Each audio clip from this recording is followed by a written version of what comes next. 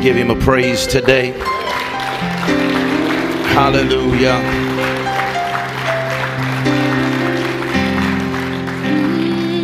Thank you, Jesus. Thank you, Jesus. You may be seated today in the presence of the Lord.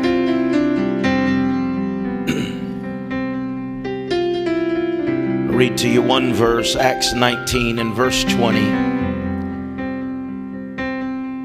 It said, "So the word of the Lord grew mightily and prevailed." So the word of the Lord grew mightily and prevailed. Father, thank you for this moment. Thank you for your presence. Thank you that today is full of potential to change what needs to be changed, shift what needs to be shifted. Let your word grow mighty in our hearts today and prevail over every situation. We give you praise and thanks for it this day. In Jesus' name, amen. Amen. You could help me with the house lights, please.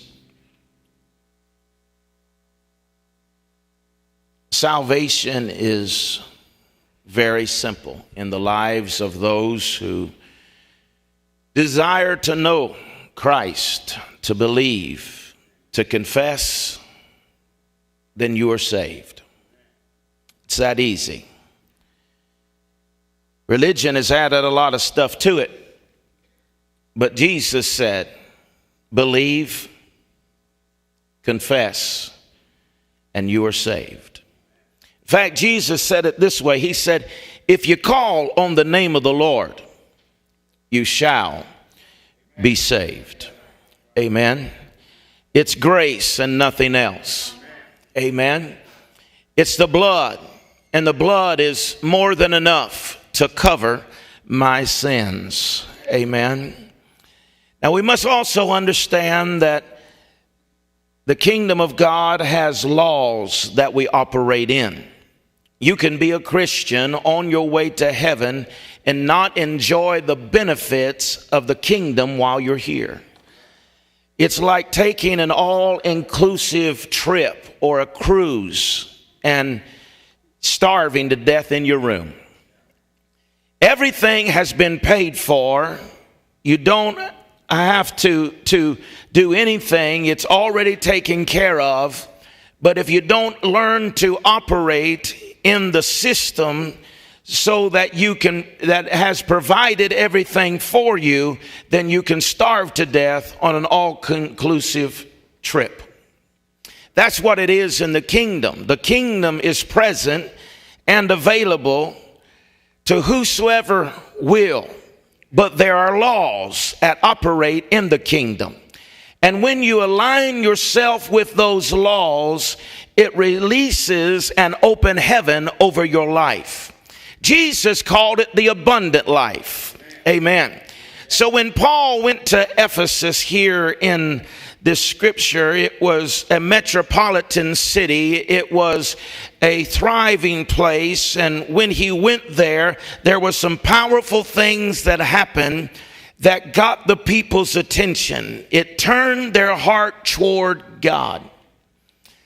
Now, I may need to tell you that what I'm dealing with here this morning is a series of messages that I'll be talking about forces that form your future.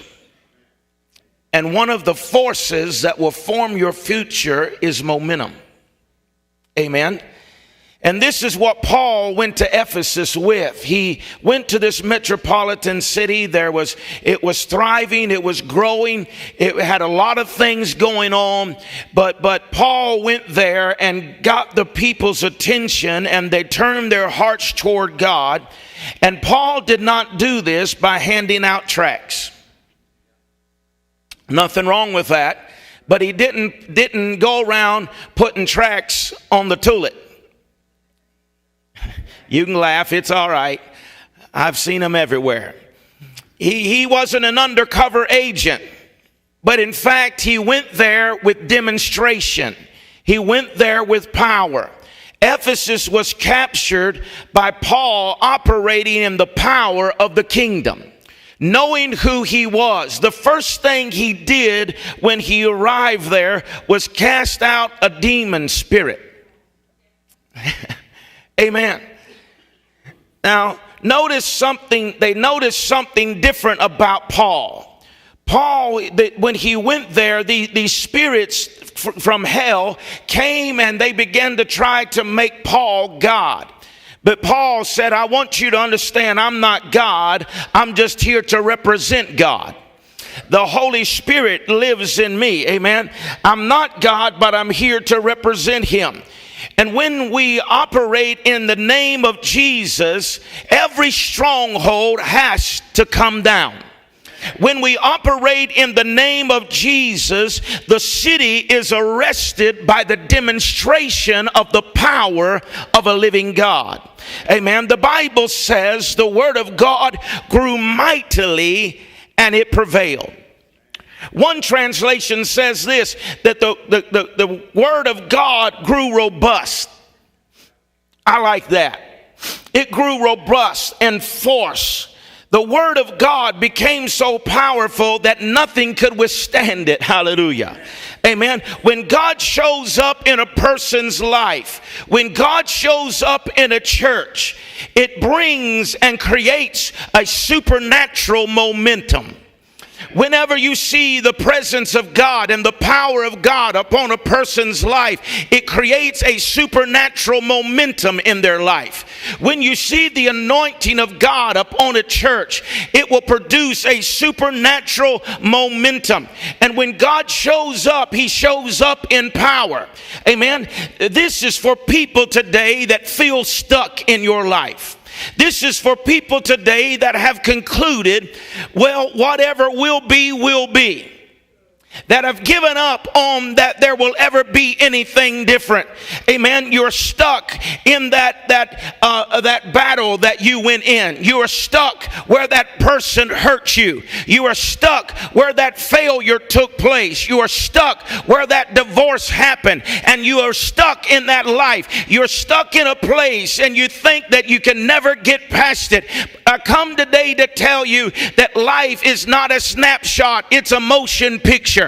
And praise God, yes, that could have happened, but that's just a snapshot. But God has plans for you, sir.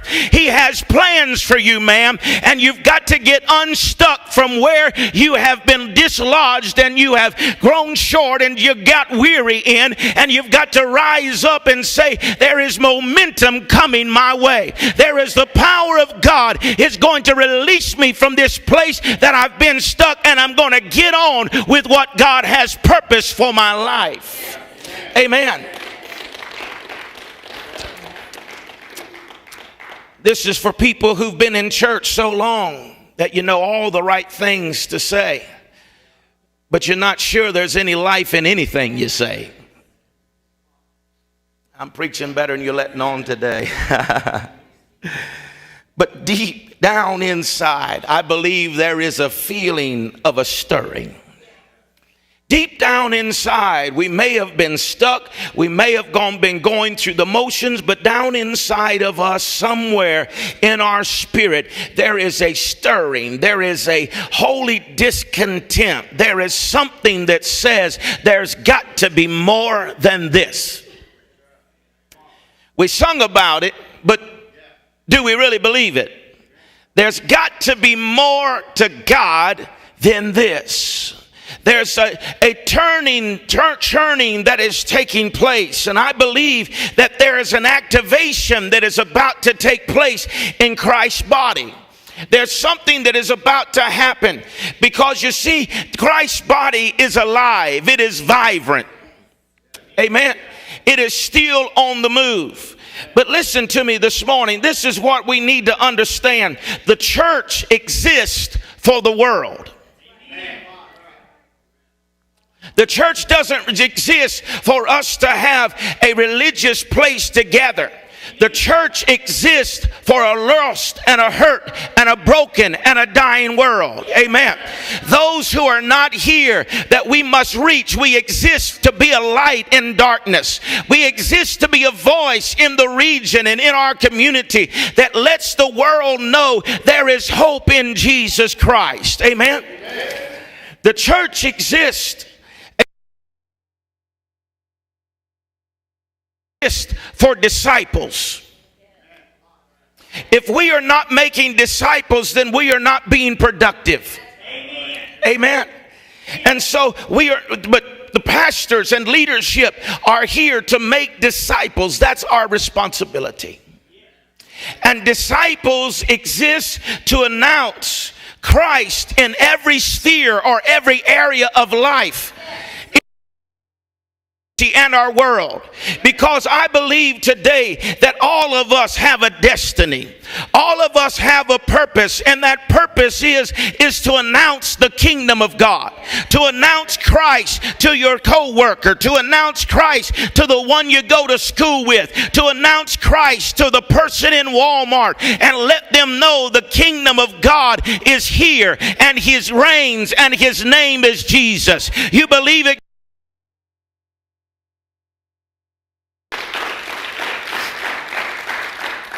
You see, the hope of the world is not in Jerusalem. Amen. People say, well, that Jerusalem is God's chosen people. Well, I understand what they're saying, but I don't believe it. I believe you and I are God's chosen people. Yes, Jerusalem. We should pray for the peace of Israel, right? But we are God's chosen people. We have been grafted in.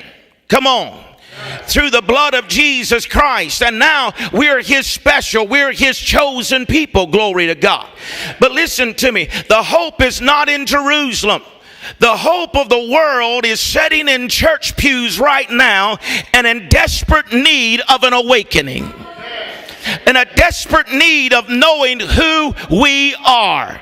Understanding, I told you, there is a difference between arrogance and confidence. You should not be arrogant. You can have a good message and be arrogant and no one will receive it. But you can walk in a confidence and an authority of knowing who you are in Christ Jesus, and you can dislodge every principality, every power of darkness, every assignment of hell can be canceled because you know who you are, and you take authority over that thing and say, not here in my family, not here, not today, not in my region. I'm going to stand upon God's word because I am a child of the living Christ.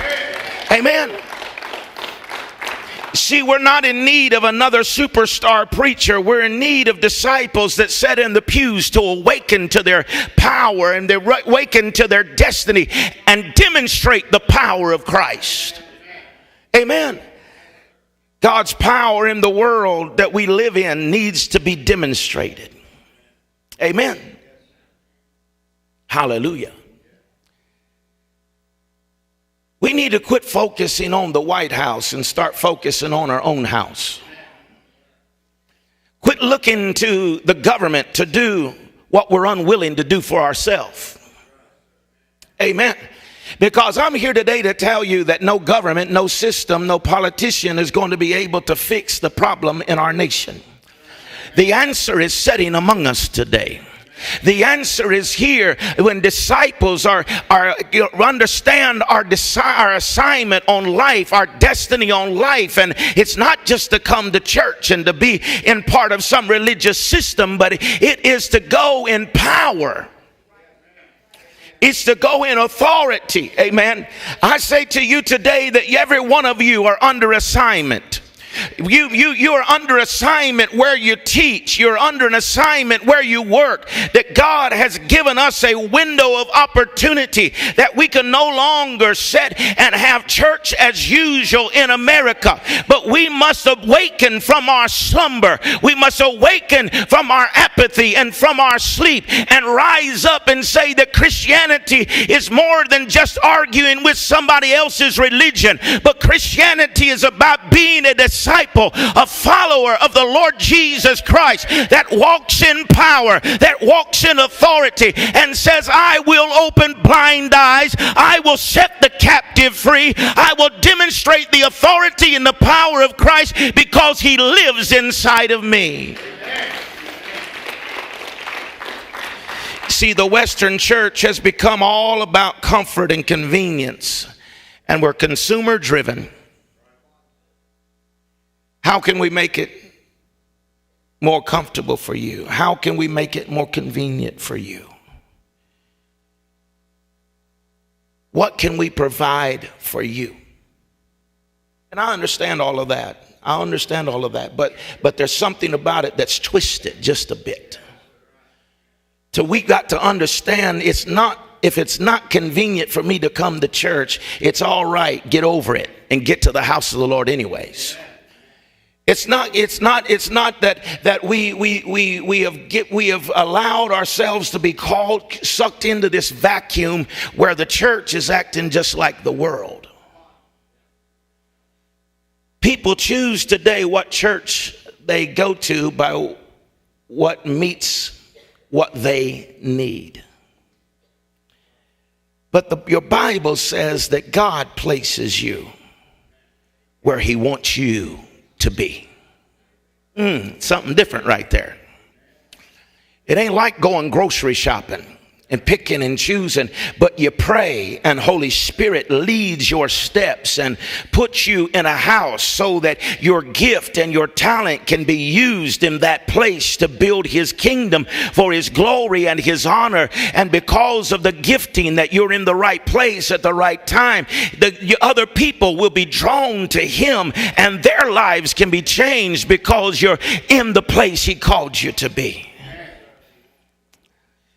But then we brag about who's got the best children's ministry, who's got the best teen ministry, who's got the best worship. We've got the best location. We've got the best hours. And I hope you enjoy all of those things. But here's the reality. You ready? Here's the reality. It's not about our great preaching. It's not about our great singing. Do everything with excellence unto the Lord. You hear me? But it's not about our buildings. That's not what's going to change the world. What's going to change the world is if somehow there is an awakening of this giant that is inside of every believer so that they go to work tomorrow someone different than who they were yesterday. Amen. Sam's life will not be changed because the church has a new building. Susie's not going to come to church because we have the best praise team. But when Sam and Susie see Jim or Joe or Sally, whose life has been changed, and they see Jesus inside of their life, suddenly they're going to begin to get curious about what change has taken place in their life. And as a result, they will come into the kingdom of God, and they will become sons and daughters that will become disciples, and they themselves, because of their change, will draw others to Jesus. Amen. You see, I don't want to spend my life being a preserver of the past. God has called us to lead from the future. Are you hearing me? God has not called us to lead from even the now. He certainly hasn't called us to lead from the past. But Moses had to go, amen, ahead of the people. But he could not enter the promised land because he did not enter the promised land. Are you with me? But Joshua and Caleb led from the future. They went into the future of where God had promised them, seen that it was true, and came back and got the children of Israel and led the children of Israel where Moses could never lead them. And I want to tell you today that a lot of our churches in the kingdom of God is stuck because we're trying to lead from the past. We're trying to preserve the past. We're trying to lead from where we are. But we've got to get up in the spirit, and we've got to go into the future. We've got to go into the place of promise, and we've got to see the land. We've got to see the promise so that we can rise up and we can take others there. Amen. Amen. Being a Christian is more than just arguing theology. Because the reality of it is we're answering questions that nobody's asking. Huh? If we're not careful, influence will stop whenever we drive off of the church parking lot. How will we be salt and light to our city if we don't learn how to influence the world that we've been called to see saved? Amen. If you don't have any lost friends, you need to get some. Amen. Because reality of it is, when you walk this life with the Lord and you begin to walk this life in somewhere between 12 and 18 months, you don't even do it thinking that you're doing it. But it's because people see the change in your life and they go their direction. They don't want anything to do with you. There's a separation. And 12 or 18 months, you look around and all you're surrounded by is Christians. Now that's a good place to be, surrounded by Christians, but somewhere along the way you have to intentionally reach out to somebody that is lost.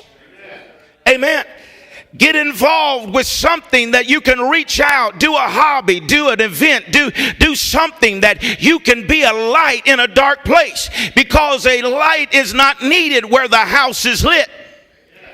A light is needed where darkness prevails. Glory to God. And so we have to be that light in the darkness, and whenever we are, our light will so shine that it will bring others to Jesus Christ. Amen. The church is not a fortress from the world. We did not come here to hide from the world. Amen. Let me say it this way. The church is not a fortress from the world. We are to be a force in the world. We are to be a counterculture in the world, a force in the world.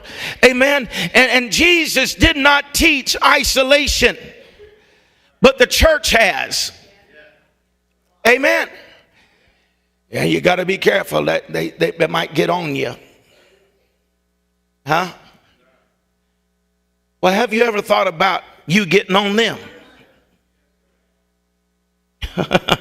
Come on. Have you ever thought about the hope of glory getting on them? Have you ever thought about the Christ in you getting on them? Have you ever thought about the light that is in you shining the path to Calvary's cross so that their life can be changed? Amen. What's in you should be greater than what's in the world. Now listen to me. If what's in you is not greater than what's in the world, you don't have Jesus, you've got religion. But whenever Jesus lives on the inside of you, the greater one lives in you, that you will shine forth the light of Christ. You will be a witness in a dark place. You will show forth. The greatest force in the earth is a vibrant church, a body of believers that understands who they are in Christ Jesus and unwilling to settle for mediocrity, unwilling to settle for the norm, but say the kingdom of God has come unto us, and we will arise and we will possess the land. If you believe it, give him praise today.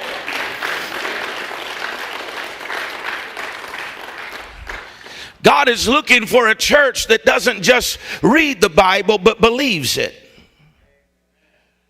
And the church has become complacent, believing that politicians can do for us what we're unwilling to do for ourselves.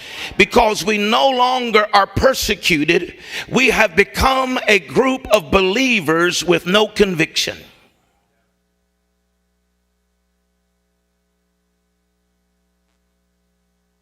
Persecution is good. We don't like it, but it's good. If we were persecuted, now don't get me wrong, I love the freedom that we have. But if we was a persecuted nation, this building would be slapped full of folk right here today. Amen. I've been in the persecuted church. I've seen what happens. And they meet in little buildings that are dark. And a building this size, they would probably have 1,000 or 1,200 people because there'd be no pews. They'd be standing shoulder to shoulder, packed in. I've seen it. But whenever we lose that persecution, we also sometimes lose the convictions. How long has it been since Holy Spirit's convicted you of something? If Holy Spirit hasn't convicted you of something lately, maybe you need to check your checker. Amen. Because Holy Spirit's job, it's not my job to keep my brother straight. It's not my job to convict you. It's Holy Spirit's job to convict us not just of sin, but also of righteousness. So Holy Spirit lives on the inside of us, not to condemn us, but to convict us.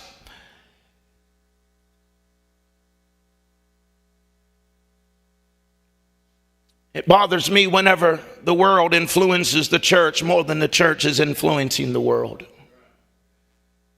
We didn't lose America, we gave it away. And it's time for the church to once again honor the presence of God. To make the presence of God the focus of everything that we do. His presence is worth everything.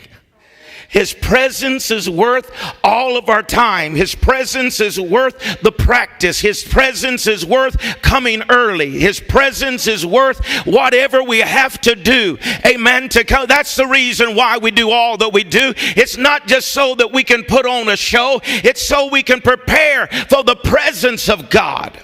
So that when we come here, the presence of God will prevail and every heart can be touched, every life can be changed. And you see today, when you have the presence of God, when you honor the presence of God, it produces a momentum that is powerful. Amen. Momentum is powerful. The larger the thing or the mass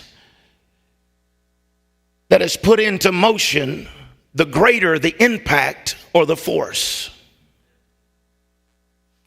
Now, I didn't really care for science and chemistry and all of that, but there's a formula for momentum. Some of our teachers could teach us about it. I done forgot, but I remember there is. Momentum is something that's powerful, but the greater the mass. Now, in other words, let me say it like this. A bicycle hitting you is not going to be near as bad as a tractor trailer. The more the mass, the greater the impact. And so if we're going to be a force in the earth, we have to build mass. Amen. Now, mass means growth. If a doctor or a surgeon comes to you and says you have a mass, he is saying there is something growing inside of you. It is getting larger. Without people, there is no mass. Without people, there is no momentum.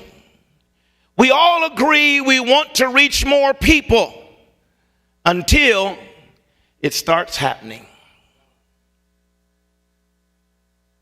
I've had people tell me, I want to go to a church where I know everyone. And then leave the church and go to a restaurant where they don't even know who's cooking. You don't know if they've obeyed that sign in the restroom that said, wash your hands. Come on, let's get real. Huh? But we want a small church so that we know everybody. But God didn't send his son to die on a cross so that his body in the earth could remain a chosen few. Jesus died and rose and went back to the Father so there could be a mass in the earth that could become a force. Amen. Paul didn't just plant a church. He didn't just go to Ephesus to plant a church for the sake of planting a church. He planted a church in the city because he fully planned on changing the city. And the church would become the epicenter for the city. And there he said, so the word of the Lord grew mighty and prevailed. Hallelujah. Now, what was Paul dealing with that he would say that the Lord grew mighty in word and prevailed? What was he dealing with? Well, I told you about some of it. He was dealing with this demonic spirit, right? This man going around trying to make him God. And he said that ain't going to happen. He put him in line. But let's look at this. If they could get Acts chapter 19 and verse 11. Still start in verse 11. And now God worked unusual miracles by the hand of Paul, so that even handkerchiefs and aprons were brought from his body to the sick, and the diseases left them, and the evil spirits went out from them. And then some of the Jews took it upon themselves to call on the name of the Lord Jesus over those who had evil spirits, saying, we adjure you by Jesus who Paul preached. And also there were the 7 sons of Sceva, the Jewish chief priests, who did so. And the evil spirit answered and said, Jesus I know, Paul I know, but who are you? Let me ask you a question today. Does the devil know who you are? Does the evil spirits in the region know who you are? Do they know that you are a Christian?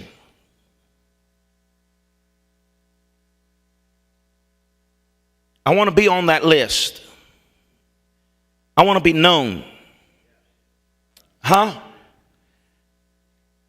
Verse 16, then the man in whom the evil spirits was leaped on them and overpowered them and prevailed against them, so that they fled out of the house naked and wounded. And this became known both to the Jews and the Greeks dwelling in Ephesus, and the fear fell on them all, and the name of the Lord Jesus was magnified. Amen. How many know the name of the Lord needs to be magnified in our life? And many who had believed came and confessed their deeds. Huh? Now, I'm not interested. I told you, I'm not interested in building a memorial. I'm not interested in preserving the past. But how many remember whenever people would get under conviction and they would come and confess their sin? Amen. Also, many of those who had practiced magic brought their books together and burned them in the sight of all, and they counted up the value of them, and it totaled 50,000 pieces of silver.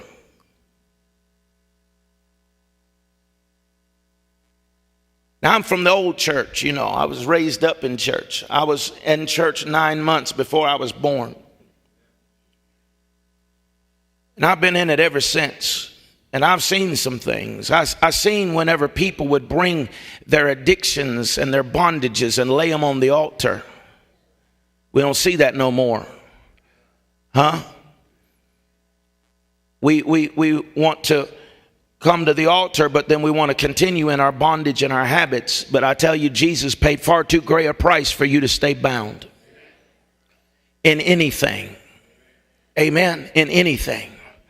They came and they laid their bondage. They laid these things. They began to confess their sins, and the fear of the Lord came. Amen. The fear of the Lord came upon them, and they began to confess, I've been sinning. I've been doing wrong. I've been doing these deeds that are not right. And then they began to bring their demonic, their witchcraft, and all of their sorcery stuff, and they laid it at the feet of the man of God. They laid it at the altar, and they burned it. 50,000 pieces of silver worth of demonic activity, tools, and they burned it all. I believe that it would help the church to have a bonfire again. Amen. To bring all the mess, bring all the things that have bound us up, bring all the, you don't have to amen me today. It's all right. I'm all by myself today. It's good. Amen. But you can bring all this stuff that we've allowed to just stay attached to us. Amen. And the fear of the Lord needs to come again to the house of the Lord, where that we say, God, we have sinned. We have come short of the glory of God, and we want you to purify our hearts. We want you to purify our mind. We want you to touch our eye gates, our ear gates, our mouth gate. We want you to touch our heart gate, so that what we do will bring glory and honor to your name.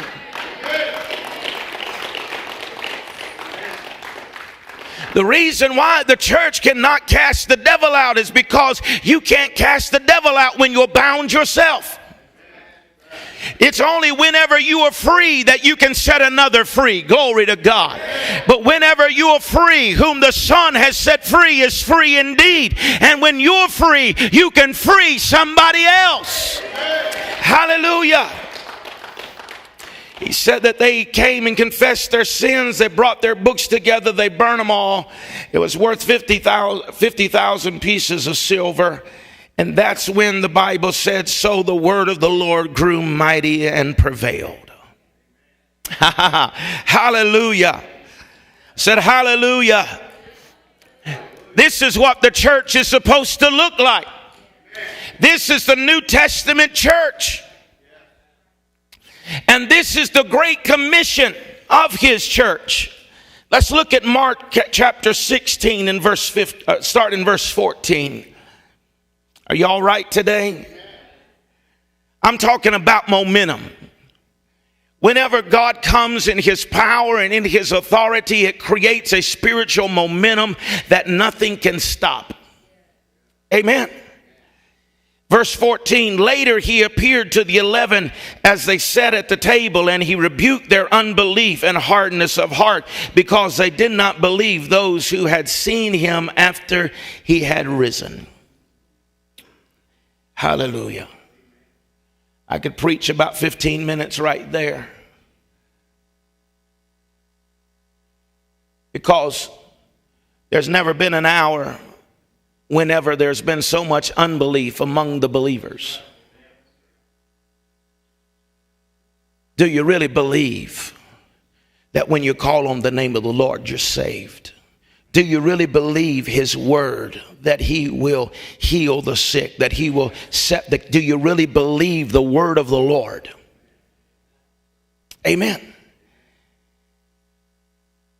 He said, I'm going to rebuke you for your hardness of heart, your unbelief. I mean, no, it's easy to sit right up in the church and get hard-hearted. Things that used to move us. The hint of his presence, we used to throw hands in the air and worship him, but now a heavy anointing can fill the house and we stand there in it. With no motion, no awe, no reverence, just, oh, I've felt this before. I've been here before. I know this, And we miss the holy moment, when everything in our life can change. Do you realize 1 megasecond in his presence can change everything in your life? But we have to honor him. How many moments have we missed when his presence has come and we didn't honor him, so he didn't do what he came to do?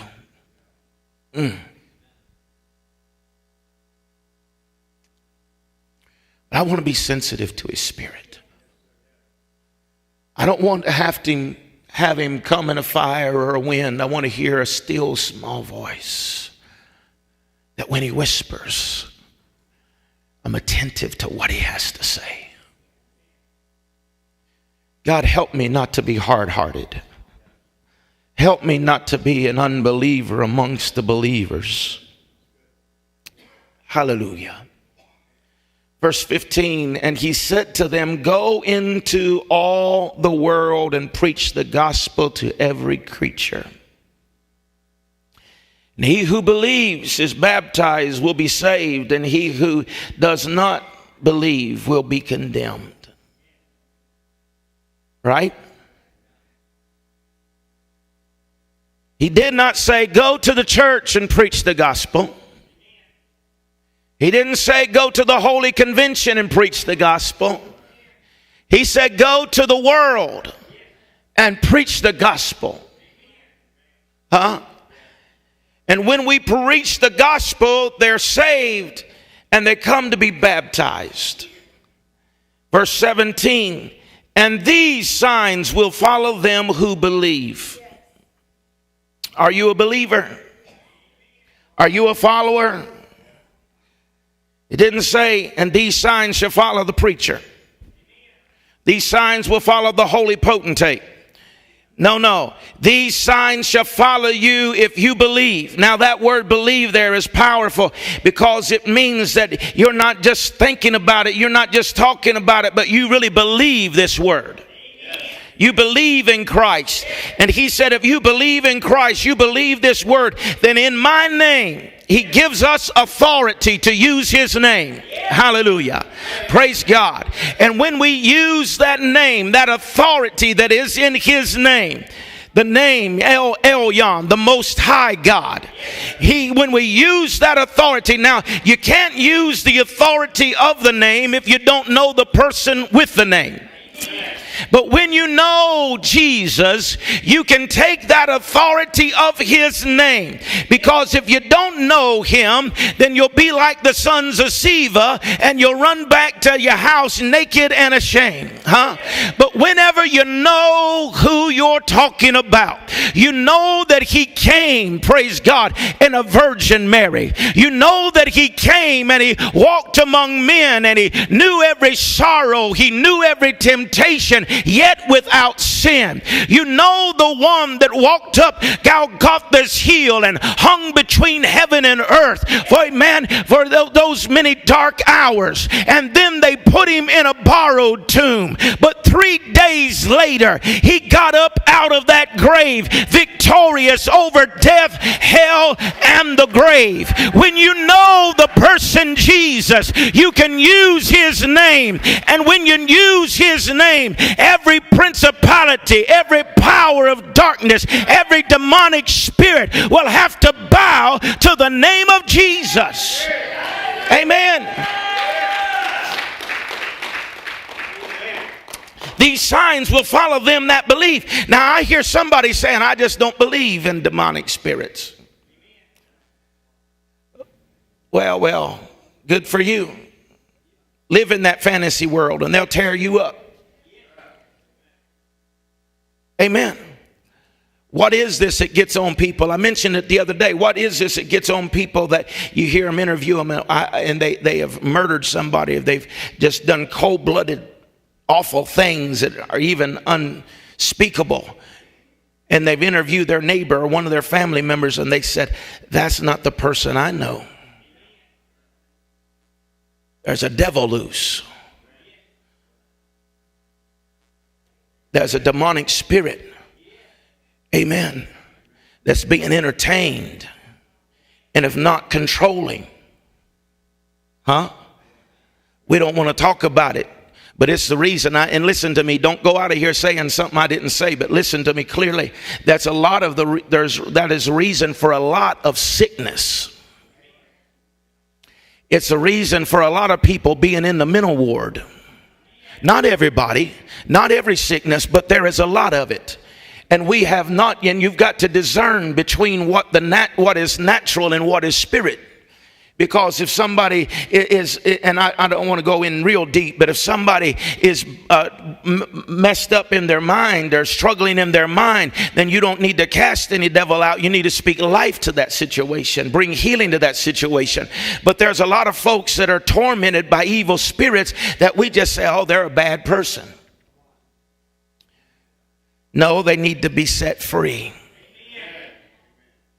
Amen. We talked a little bit about this in the living room on Wednesday night. I refuse to talk about the devil in any way but in a defeated form, because he is defeated. But I want to share with you just a couple of examples, a couple of things that have happened. And, you know, the devil will show up, and Melissa was there. She can testify to it. We had a healing service, a miracle service. It was on the foothills of one of our 21-day fast and prayer, and we had a miracle and healing service that day. And I looked up during the preaching, and I seen another gentleman there that was actually pastoring another church. And he comes to me and he says, at the altar service, he says, can you help me? He said, I've been to all these different places. He said, I think I got a demon spirit. And he told me about all this mess he was doing. And I said, well, we'll see. And so we laid hands on him, and God gloriously delivered him, set him free from this demonic activity that was going on in his life. He said, what should I do? I said, you need to get in a Bible-believing church. Go resign that church where you're at, get in a Bible-believing church and get under some sound doctrine and teaching, amen, until every stronghold in your life, you have victory over it. Amen.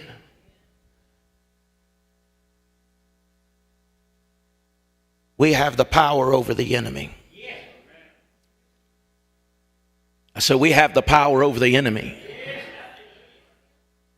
You don't have to be an ordained preacher. You're deputized. Amen. If you are a believer in Christ Jesus, if you've been saved, then you have the authority to cast devils out. Amen. People act like they're scared. Now listen to me. I don't go looking for boogers under every bush. But if they manifest, I'm tickled to cast them out. It's not because I'm all powerful and all of that, Brother Joe, but Jesus lives in me.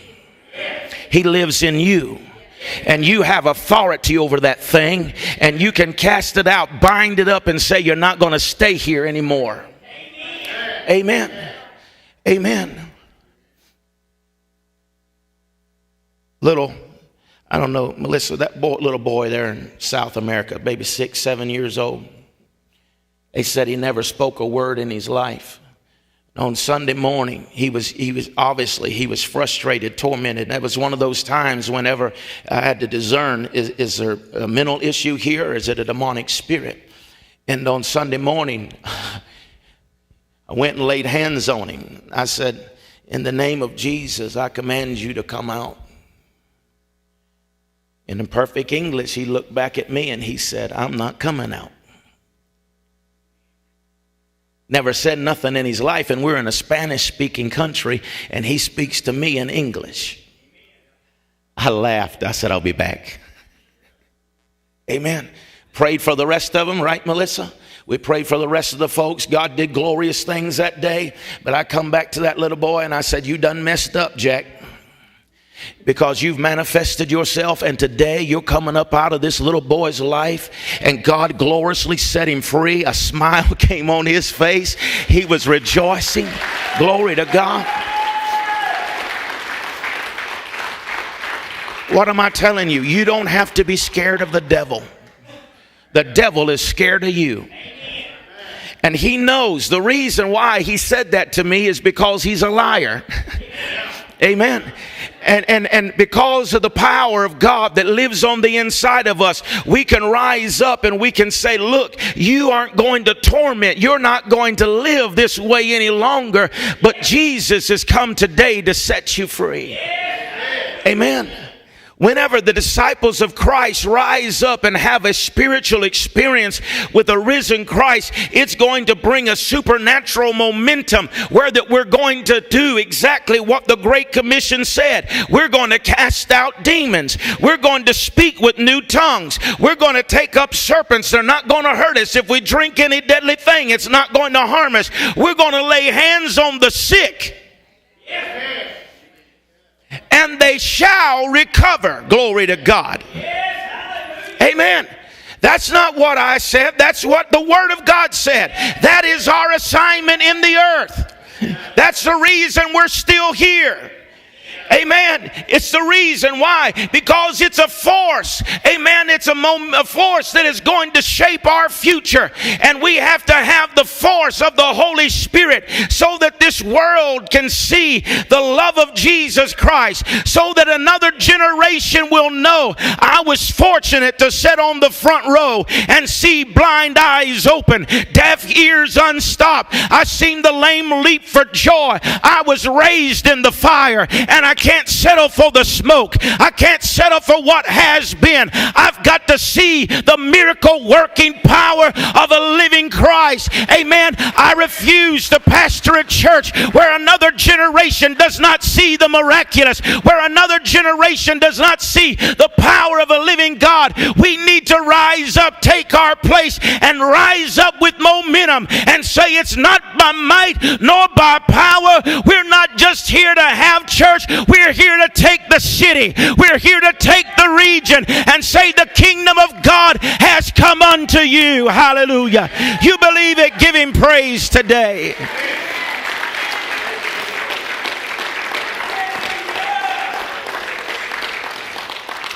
They laid hands upon the sick and they shall recover. Glory to God.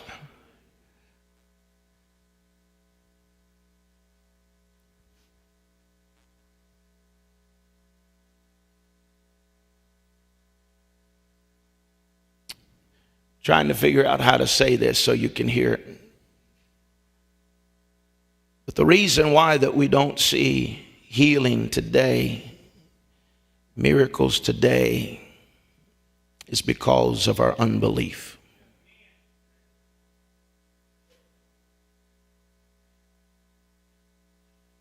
And I want you to hear me out. We're not weirdos. We don't let our babies lay around with 107 fever and not take them to the doctor. And the first sign of a headache, we run to the medicine bottle ourselves. We aren't that. But somewhere there's got to become a balance back to the American Western church, where that we don't have more dependence on the bottle than we do God. I just believe whatever sickness there is, there's healing for that. Amen. Glory to God. I said there's healing for that. And it's not about us denying. Denial doesn't fix anything. I don't deny that I'm sick. I deny the right for that sickness to remain in my body. Amen. And so it has trespassed into a place that it is not created for, because my body was not created for cancer. My body was not created for diabetes. My body was not created for infirmity or disease. So if it is there, it has trespassed. And now I have to believe the report of the Lord. Amen. And it's a whole lot easier to preach than it is to live. Amen. Because whenever it's you sick,